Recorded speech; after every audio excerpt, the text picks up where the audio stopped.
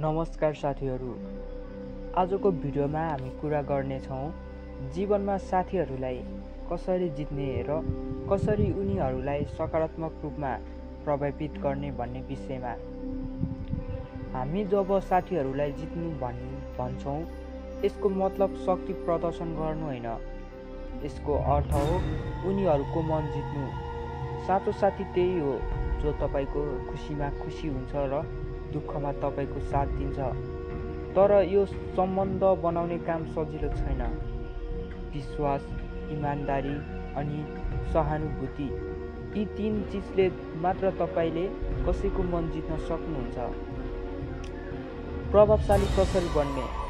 अब कुरा गरौँ प्रभावशाली पार्ने कलाको।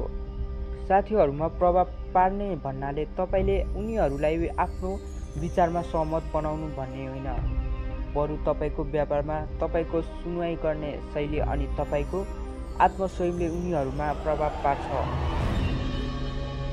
नम्बर 1 मा रहेको छ सुन्न सिक्नुहोस्। धेरैजसो मानिसहरू सुन्न चाहँदैनन्, उनीहरू बोल्न चाहन्छन्। तपाईँ जब ध्यान दिएर सुन्नुहुन्छ, त्यो व्यक्तिले महसुस गर्छ कि तपाईँ उनलाई सम्मान गर्दै हुनुहुन्छ। दोस्रो नम्बरमा रहेको छ नाम लिएर सम्बोधन गर्नुहोस्। सबैलाई आफ्नो नाम प्यारो लाग्छ। तपाईँ जब कसैको नाम लिएर बोल्नुहुन्छ, उनीहरू तपाईँको कुरा सुन्न बढी इच्छुक हुन्छन्।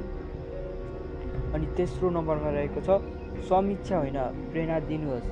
आलोचना गर्दा सम्बन्ध बिग्रन सक्छ, तर राम्रो कामको प्रशंसा गर्दा सम्बन्ध अझ बलियो बन्छ। अनि साँचो सम्बन्ध बनाउने कला।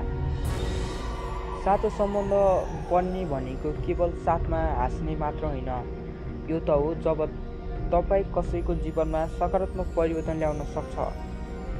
आफ्नो साथीको सपना बुझ्नुहोस् अनि सकेसम्म साथ दिनुहोस्। कहिलेकाहीँ उनीहरू गल्ती गर्छन् भने नकारात्मक शब्द होइन, सुझाव दिनुहोस्।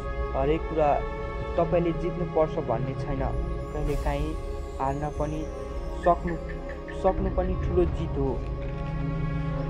अनि व्यावहारिक सल्लाहहरू भन्न चाहन्छु तपाईहरूलाई। आफ्नो इगो भन्दा तीव्रता ठुलो होस्।